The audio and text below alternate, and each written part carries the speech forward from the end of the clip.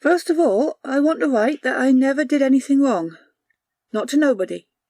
They got no call to shut me up here, whoever they are. They got no reason to do what I'm afraid they're going to do either. I think they're coming pretty soon, because they've been gone outside a long time. Digging, I guess, in that old well, looking for a gate, I heard. Not a regular gate, of course, but something else. Got a notion what they mean, and I'm scared. I look out the window, but of course they're boarded up so I can't see. But I turned on the lamp and I found this here notebook, so I want to put it all down. Then if I get a chance, maybe I can send it to somebody who can help me. Or maybe somebody will find it. Anyway, it's better to write it out as best I can instead of just sitting here and waiting for them to come and get me. I'd better start by telling my name, which is Willie Osborne, and that I am 12 years old last July. I don't know where I was born. First thing I can remember is living out Rhodesford way, out in what folks call the back hill country. It's real lonesome out there with deep woods all around and lots of mountains and huts that nobody ever climbs. Grandma used to tell me about it when I was just a little shaver. That's who I lived with, just Grandma, on account of my real folks being dead. Grandma was the one who taught me how to read and write. I have never been to a regular school. Grandma knew all kinds of things about the hills and the woods, and she told me some mighty queer stories. That's what I thought they was, anyway, when I was little and living all alone with her. Just stories, like the ones in books. Like stories about them ones, hiding in the swamps, that was here before the settlers and the Indians both, and how there were circles in the swamps and big stones called altars where them ones used to make sacrifices to what they worshipped. Grandma got some of the stories from her grandma, she said, about how them ones hid in the woods and swamps because they couldn't stand sunshine, and how the Indians kept out of their way. She said sometimes the Indians would leave some of their young people tied to trees in the forest as a sacrifice, so as to keep them contented and peaceful. Indians knew all about them, and they tried to keep white folks from noticing too much or settling too close to the hills. Them ones didn't cause much trouble, but they might if they was crowded. So the Indians gave excuses for not settling, saying there weren't enough hunting and no trails and it was too far off from the coast. Grandma told me that was why not many places were settled even today, nothing but a few farmhouses here and there. She told me them ones were still alive, and sometimes on certain nights in the spring and fall you could see lights and hear noises far off on the tops of the hills. Grandma said I had an Aunt Lucy and an Uncle Fred who lived out there right smack in the middle of the hills. Said my pa used to visit them before he got married, and once he heard them beating on a tree drum one night along about Halloween time. That was before he met Ma, and they got married, and she died when I come, and he went away. I heard all kinds of stories, about witches and devils and batmen that sucked your blood, and haunts, about Salem and Arkham, because I'd never been to a city and I wanted to hear tell how they were. About a place called Innsmouth, with old rotten houses where people hid awful things away in the cellars and the attics. She told me about the way graves was dug deep under Arkham. Made it sound like the whole country was full of haunts. She used to scare me, telling about how some of these things looked and all, but she never would tell me how them ones looked, no matter how much I asked. Said she didn't want me to have any truck with such things. Bad enough she and her kin knew as much as they did, almost too much for decent God-fearing people. It was lucky for me I didn't have to bother with such ideas, like my own ancestor on my father's side, Mehitabel Osborne, who got hanged for a witch back in the Salem days. So they was just stories to me until last year when Grandma died and Judge Crubbinthorpe put me on the train and I went out to live with Aunt Lucy and Uncle Fred in the very same hills that Grandma used to tell me about so often. You can bet I was pretty excited, and the conductor let me ride with him all the way and told me about the towns and everything. Uncle Fred met me at the station. He was a tall, thin man with a long beard. We drove off in a buggy from the little depot, no houses around there or nothing, right into the woods. Funny thing about those woods, they were so still and quiet, gave me the creeps. They were so dark and lonesome, seemed like nobody had ever shouted or laughed or even smiled in 'em. Couldn't imagine anyone saying anything there except in whispers. Trees and all was so old too, no animals around, or birds. Path kind of overgrown like nobody used it much. Uncle Fred drove along right fast. He didn't hardly talk to me at all, but just made that old horse umpit. Pretty soon we was struck into some hills. They was awfully high ones. There was woods on them too, and sometimes a brook come running down, but I didn't see no houses, and it was always dark like at twilight wherever you looked. Lastly, we got to the farmhouse, a little place, old frame house with a barn and a clear space with trees all around kind of gloomy like. Aunt Lucy came out to meet us. She was a nice sort of little middle-aged lady who hugged me and took my stuff in back. But all this don't hold with what I'm supposed to write down here. It don't matter that all this last year I was living in the house here with them, eating of the stuff Uncle Fred farmed without ever going into town. No other farms around here for almost 4 miles, and no school, so evenings Aunt Lucy would help me with my reading. I never played much. At first I was scared of going into the woods on account of what Grandma had told me. Besides, I could tell as Aunt Lucy and Uncle Fred were scared of something from the way they locked the doors at night and never went into the woods after dark, even in summer. But after a while I got used to the idea of living in the woods, and they didn't seem so scary.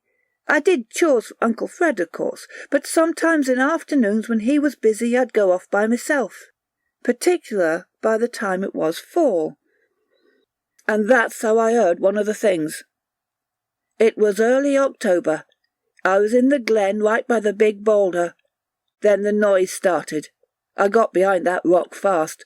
You see, like I say, there isn't any animals in the woods, nor people, except perhaps old Cat Pritchett the mailman who only comes through on Thursday afternoons. So when I heard a sound that wasn't Uncle Fred or Aunt Lucy calling to me, I knew I'd better hide. About that sound. It was far away at first, kind of a dropping noise, sounded like the blood falling in little spurts on the bottom of the bucket when Uncle Fred hung up a butchered hog. I looked around, but I couldn't make out nothing, and I couldn't figure out the direction of the noise was from either. The noise sort of stopped for a minute, and they was only twilight and trees still as death. Then the noise started again, nearer and louder. Sounded like a lot of people running or walking all at once, moving this way. Twigs busting under feet and scrabbling in the bushes all mixed up in the noise. I scrunched down behind that boulder and kept real quiet. I can tell that whatever makes the noise is real close now, right in the glen. I want to look up but doesn't, 'cause the sound is so loud and mean, and there's also an awful smell like something that was dead and buried being uncovered again in the sun. All at once the noise stops again, and I can tell that whatever makes it is real close by. For a minute the woods are creepy still. Then comes the sound. It's a voice, and it's not a voice. That is, it doesn't sound like a voice, but more like a buzzing or croaking, deep and droning. But it has to be a voice, because it is saying words. Not words I could understand, but words. Words that made me keep my head down, half afraid I might be seen, and half afraid I might see something. I stayed there, sweating and shaking. The smell was making me pretty sick, but that awful deep droning voice was worse, saying over and over something like, Ear, shub nigger ath, nga, rila, neb jogoth. I can't help to spell it out the way it sounded, but I heard it enough times to remember. I was still listening when the smell got awful thick, and I guess I must have fainted, because when I woke up the voice was gone and it was getting dark. I ran all the way home that night, but not before I saw where the thing had stood when it talked, and it was a thing. No human being can leave tracks in the mud like goat's hooves, all green, with slime that smell awful. Not 4 or 8, but a couple 100. I didn't tell Aunt Lucy or Uncle Fred, but that night when I went to bed I had terrible dreams. I thought I was back in the glen, only this time I could see the thing. It was real tall and all inky black, without any particular shape except a lot of black ropes with ends like hooves on it. I mean, it had a shape, but it kept changing. all bulgy and squirming into different sizes. They was a lot of mouths all over the thing, like puckered up leaves on branches. That's as close as I can come. The mouths was like leaves, and the whole thing was like a tree in the wind. A black tree, with lots of branches trailing on the ground, and a whole lot of roots ending in hooves. And that green slime dripping out of the mouths and down the legs was like sap. Next day I remembered to look in a book Aunt Lucy had downstairs. It was called A Mythology. This book told about some people who lived over in England and France in the old days and was called Druids. They worshipped trees and thought they was alive. Maybe this thing was like what they worshipped, called a nature spirit. But these Druids lived across the ocean, so how could it be? I did a lot of thinking about it the next couple of days, and you can bet I didn't go out to play in those woods again. At last I figured it out something like this. Maybe those Druids got chased out of the forests over in England and France, and some of them were smart enough to build boats and come across the ocean like old Leif Erikson is supposed to have. Then they could maybe settle in the woods back here and frighten away the Indians with their magic spells. They would know how to hide themselves away in the swamp and go right on with their heathen worshipping and call up these spirits out of the ground or wherever they come from. Indians used to believe that white gods came from out of the sea a long time ago. What if that was just another way of telling how the Druids got here? Some real civilized Indians down in Mexico or South America, Aztecs or Incas, I guess, said a white god came over in a boat and taught them all kinds of magic. Couldn't he have been a Druid? That would explain Grandma's stories about them ones, too. Those Druids hiding in the swamps would be the ones who did the drumming and pounding and lit the fires on the hills. And they would be calling up them ones, the tree spirits or whatever, out of the earth. Then they would make sacrifices. Those Druids always made sacrifices with blood, just like the old witches. And didn't Grandma tell about people who lived too near the hills disappearing and never being found again? We lived in a spot just exactly like that, and it was getting close to Halloween. That was the big time, Grandma always said. I began to wonder, how soon now? Got so scared I didn't go out of the house, and Aunt Lucy made me take a tonic, said I looked peaked. Guess I did. All I know is one afternoon when I heard a buggy coming through the woods I ran and hid under the bed. But it was only Cap Pritchard with the mail. Uncle Fred got it and came in all excited with a letter. Cousin Osborne was coming to stay with us. He was kin to Aunt Lucy, and he had a vacation and he wanted to stay a week. He'd get here on the same train I did, the only train they was passing through these parts, on noon, October 25th. For the next few days we was all so excited that I forgot all my crazy notions for a spell. Uncle Fred fixed up the back room for Cousin Osborne to sleep in, and I helped him with the carpenter parts of the job. Days got shorter right along, and the nights was all cold with big winds. It was pretty brisk the morning of the 25th, and Uncle Fred bundled up warm to drive through the woods. He meant to fetch Cousin Osborne at noon, and it was 7 miles to the station. He wouldn't take me, and I didn't beg. Them woods was too full of creaking and rustling sounds from the wind, sounds that might be something else, too. Well, he left, and Aunt Lucy and I stayed in the house. She was putting up preserves now, plums, for over the winter season. I washed out jars from the well. Seemed like I should have told about them having 2 wells. A new one with a big shiny pump close to the house. Then an old stone one out by the barn, with the pump gone. It never had been any good, Uncle Fred said. It was there when they bought the place. Water was all slimy. Something funny about it, because even without a pump, sometimes it seemed to back up. Uncle Fred couldn't figure it out, but some mornings water would be running out over the sides.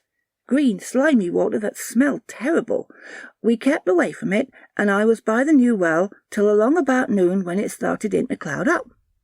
Aunt Lucy fixed lunch, and it started to rain hard with thunder rolling in off the big hills in the west. Seemed to me Uncle Fred and Cousin Osborne was going to have troubles getting home in the storm, but Aunt Lucy didn't fret about it, just made me help her put up the stock. Come 5 o'clock, getting dark, and still no Uncle Fred. Then we begun to worry. Maybe the train was late, or something happened to the horse or buggy. 6 o'clock, and still no Uncle Fred. The rain stopped, but you could still hear the thunder sort of growling off in the hills, and the wet branches kept dripping down in the woods. making a sound like women laughing. Maybe the road was too bad for them to get through. Buggy might bog down in the mud. Perhaps they decided to stay in the depot overnight. 7 o'clock, and it was pitch dark outside. No rain sounds any more.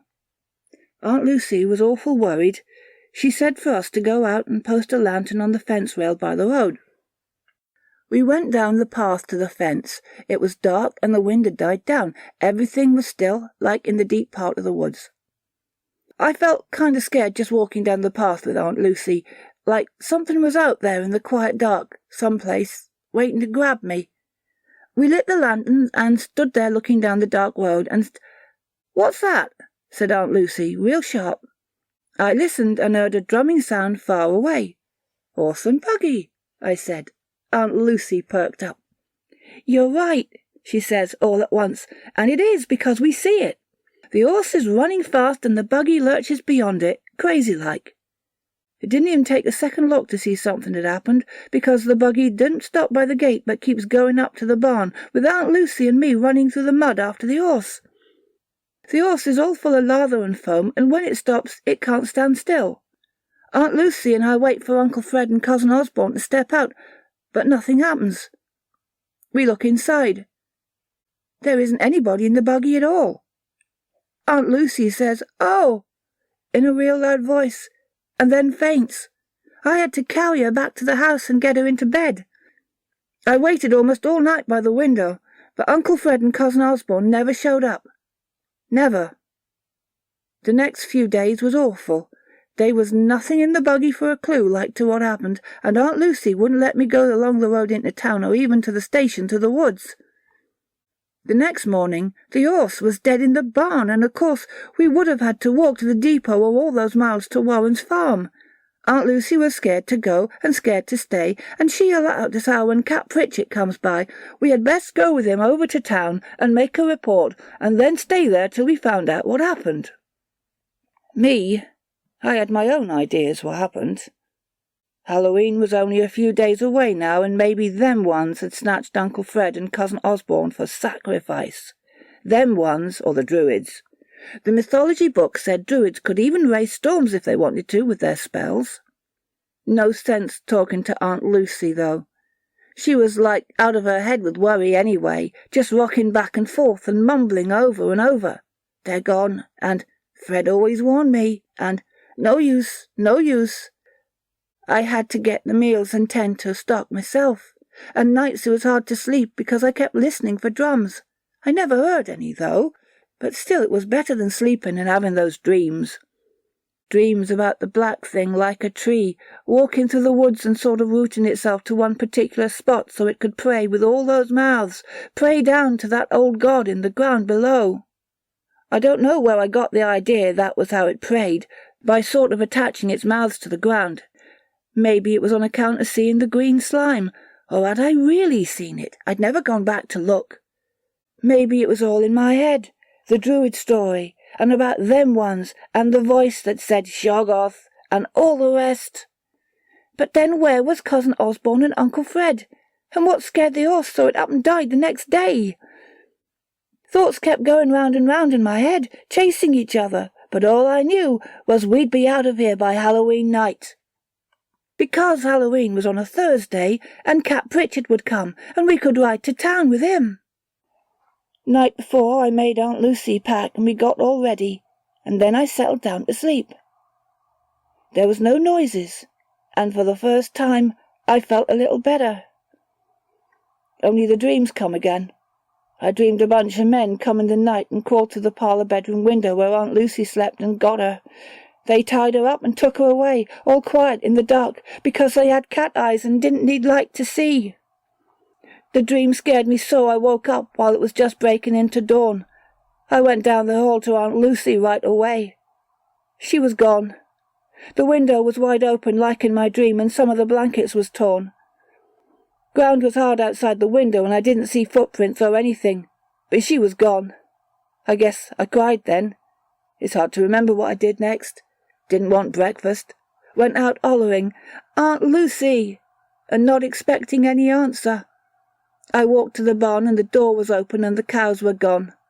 Saw 1 or 2 prints going out the yard and up the road, but I didn't think it was safe to follow them.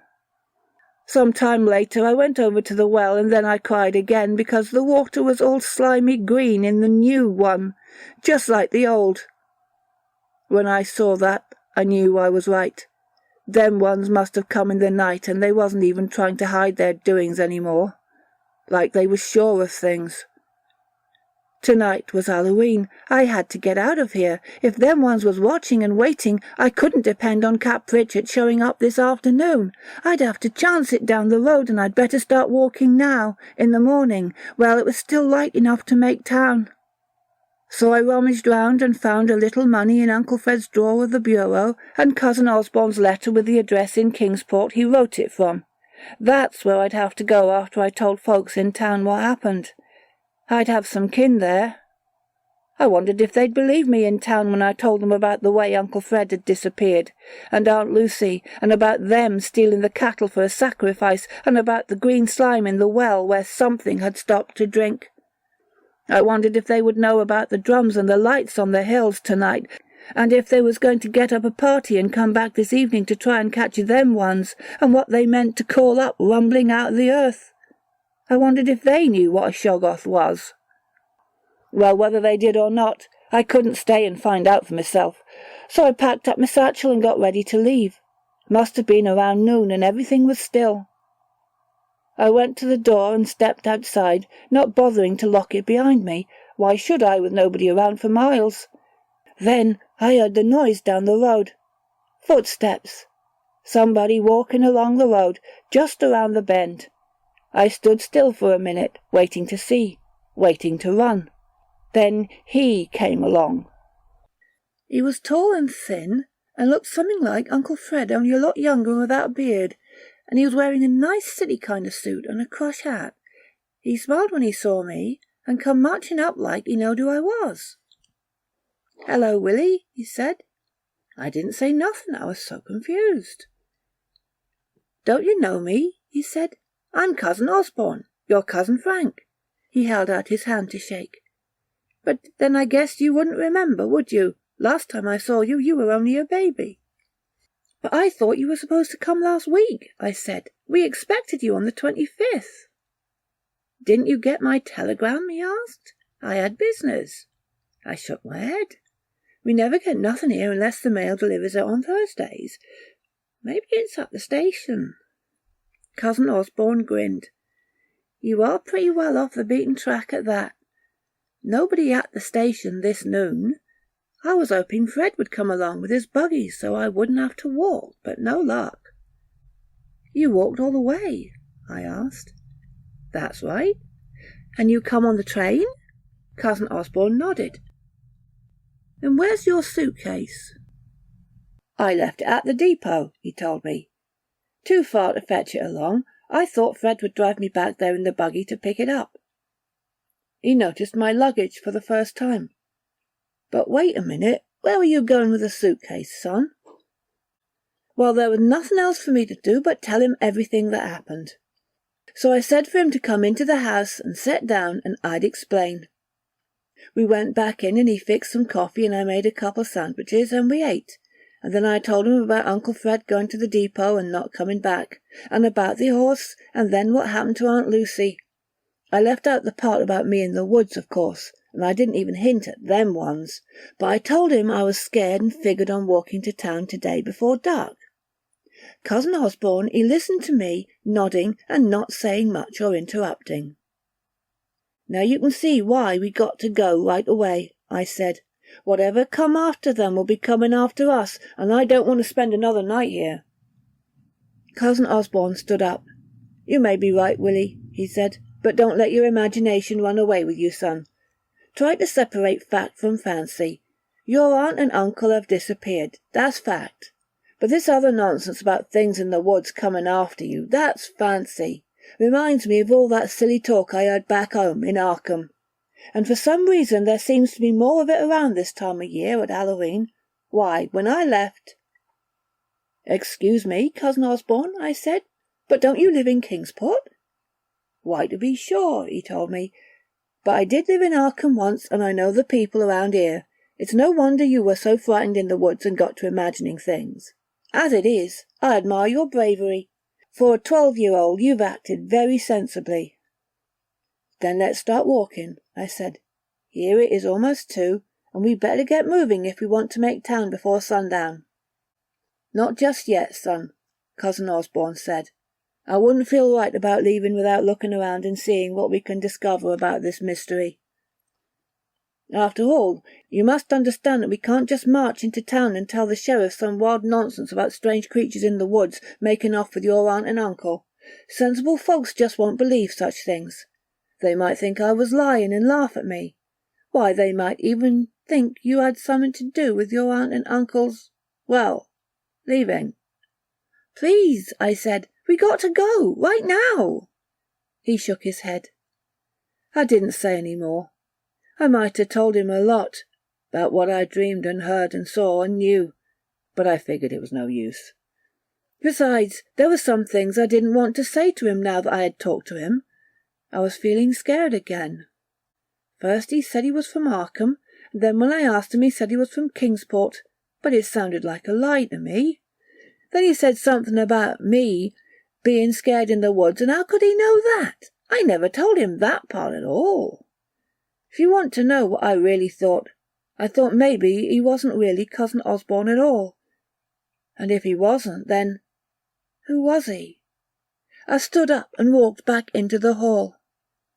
"Where are you going, son?" he asked. "Outside." "I'll come with you." Sure enough, he was watching me. He wasn't going to let me out of his sight.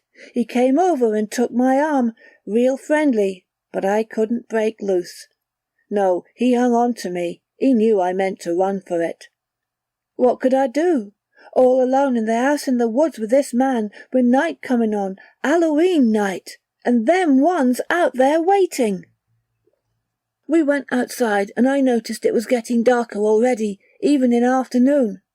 Clouds had covered up the sun, and the wind was moving the trees so they stretched out their branches like they was trying to hold me back.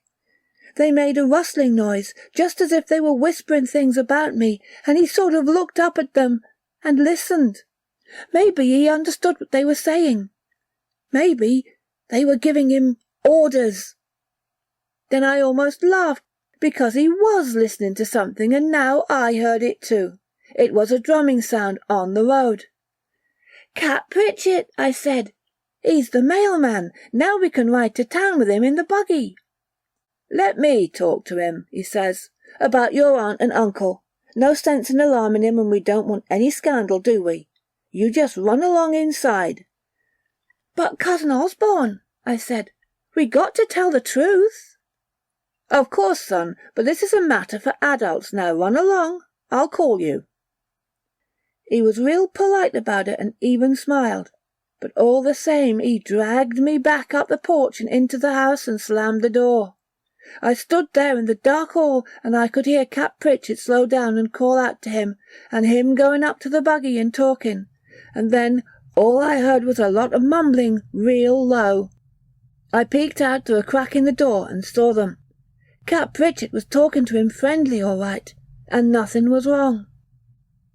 Except that in a minute or so Cap Pritchett waved, and then he grabbed the reins and the buggy started off again. Then I knew I'd have to do it, no matter what happened. I opened the door and ran out, suitcase and all, down the path and up the road after the buggy.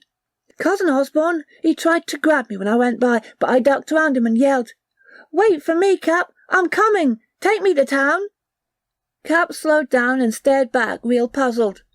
"Willie," he says, "why, I thought you was gone. He said you went away with Fred and Lucy." "Pay no attention," I said. "He didn't want me to go. Take me to town. I'll tell you what really happened. Please, Cap, you got to take me." "Sure I'll take you, Willie. Hop right up here." I hopped. Cousin Osborne came right up to the buggy. "Here now," he said, real sharp. "You can't leave like this. I forbid it. You're in my custody." "Don't listen to him," I yelled. "Take me, Cap, please." "Very well," said Cousin Osborne.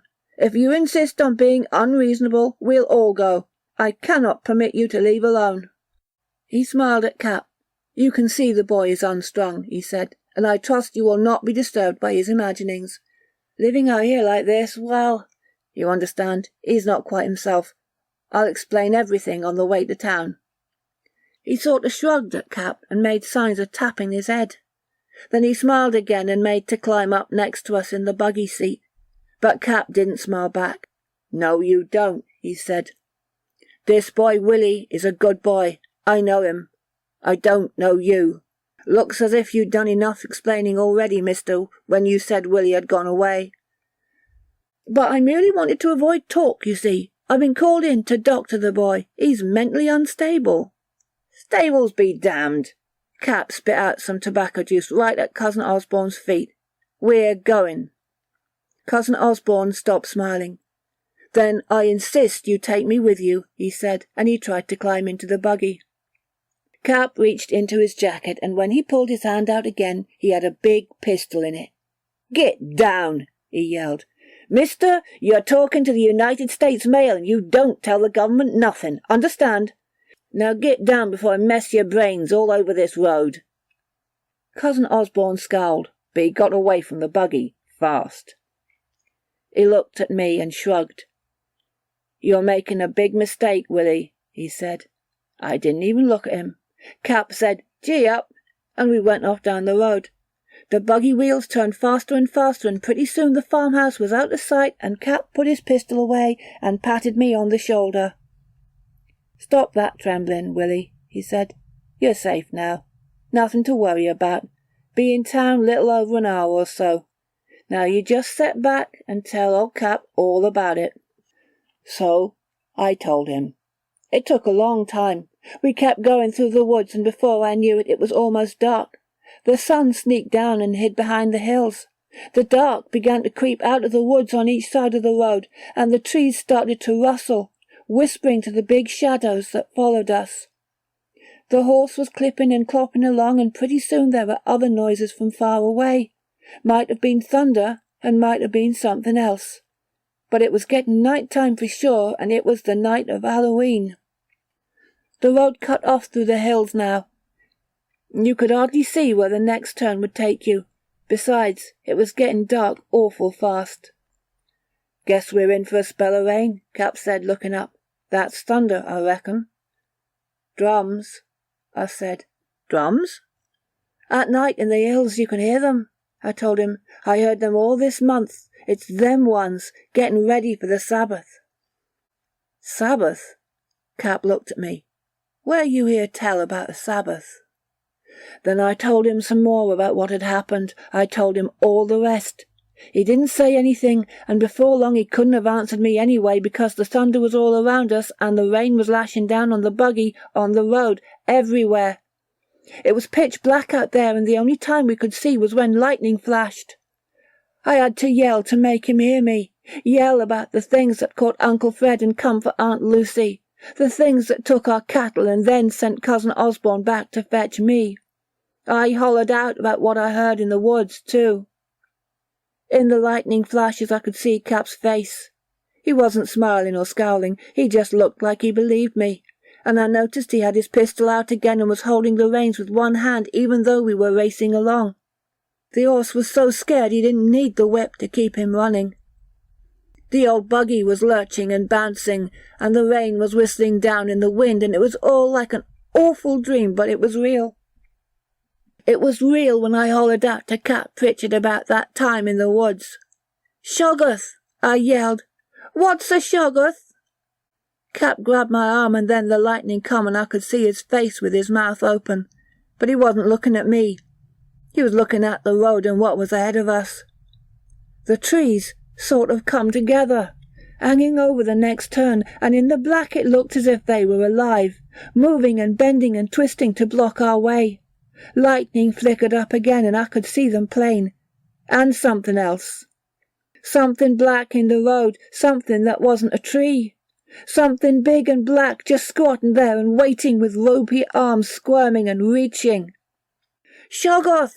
Cap yelled, but I could scarcely hear him because the thunder was roaring, and now the horse let out a scream, and I felt the buggy jerk to one side, and the horse reared up, and we was almost into the black stuff.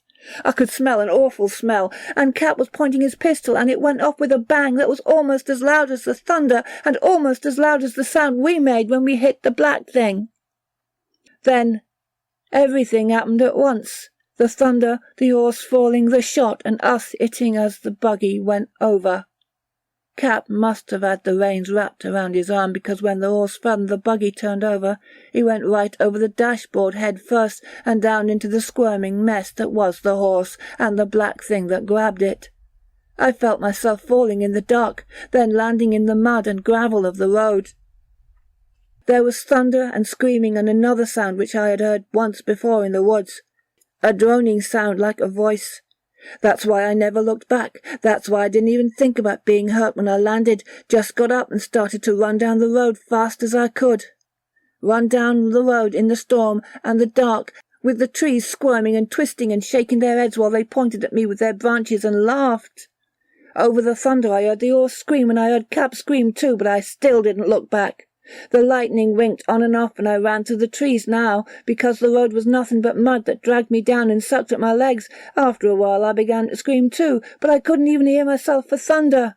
And more than thunder, I heard drums.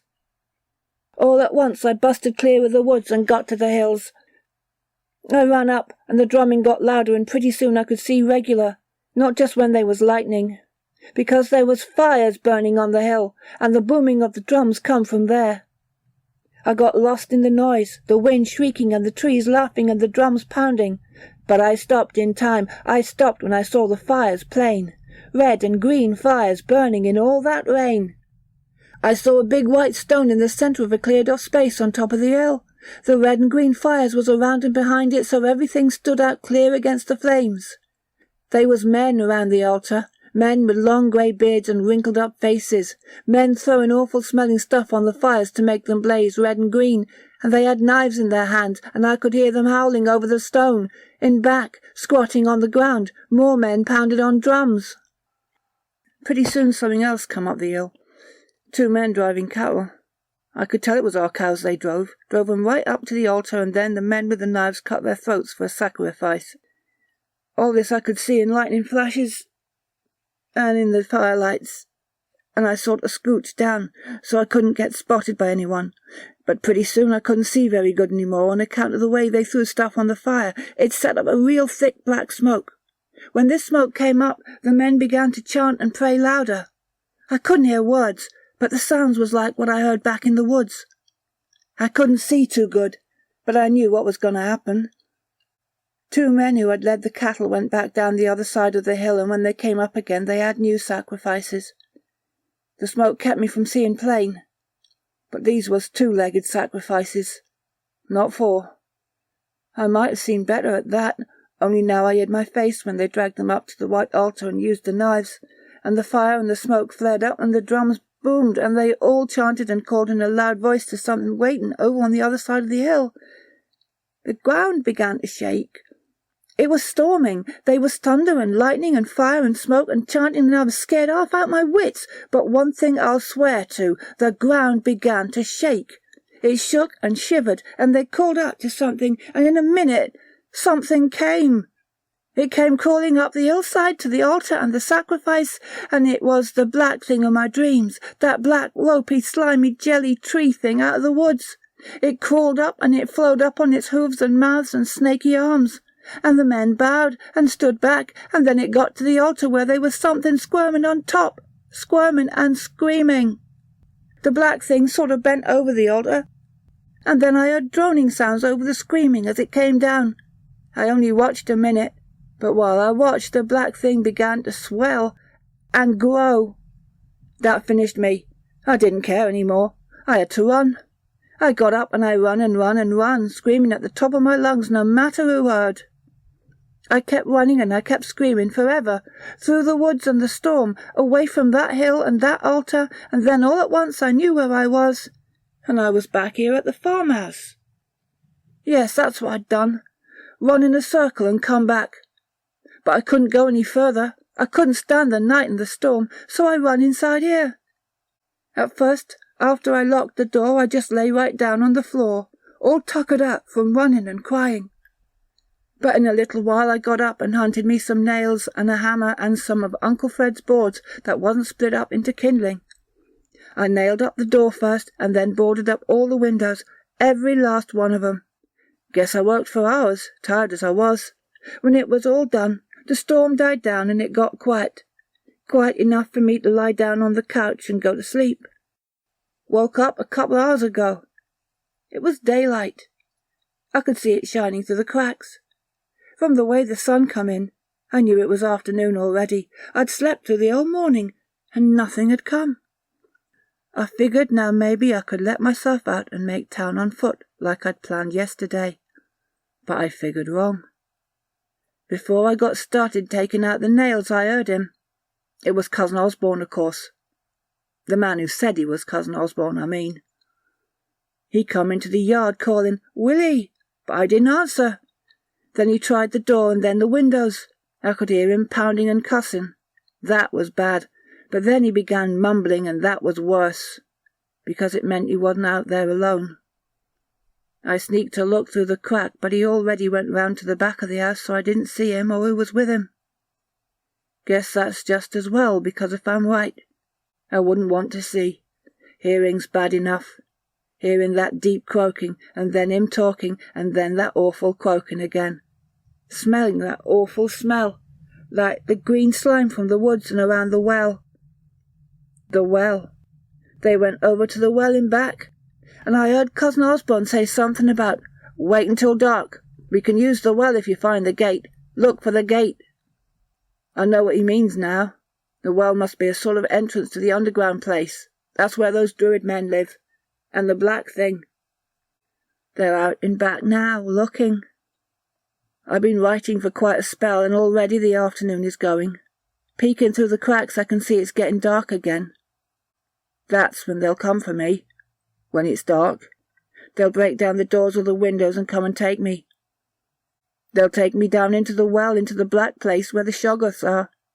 There must be a whole world down under the hills, a world where they hide and wait to come out for more sacrifices, more blood.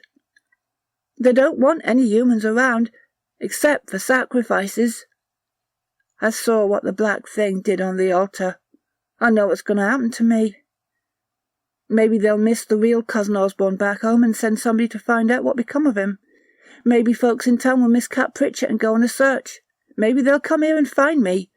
But if they don't come soon, it will be too late. That's why I wrote this. It's true. Cross my heart, every word of it. And if anyone finds this notebook where I hide it, come and look down the well. The old well out in back.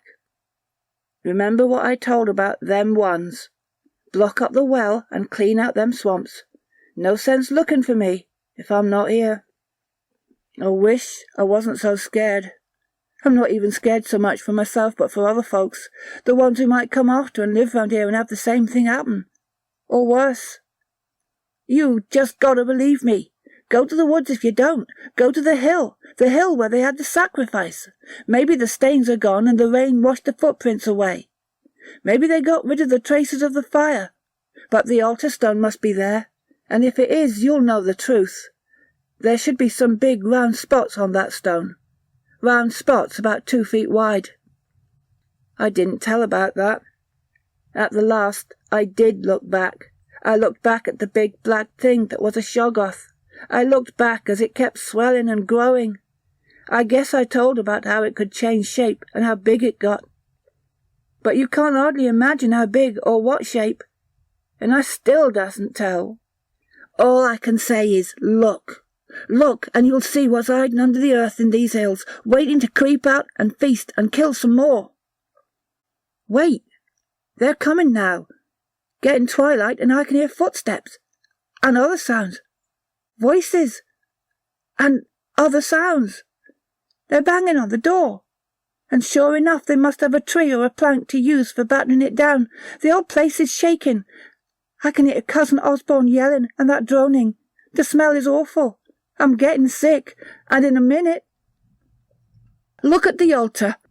Then you'll understand what I'm trying to tell. Look at the big round marks 2 feet wide on each side. That's where the big black thing grabbed hold. Look for the marks and you'll know what I saw, what I'm afraid of, what's still waiting to grab you unless you shut it up forever under the earth. Black marks 2 feet wide, but they aren't just marks. What they really are is fingerprints. The door's busting, oh!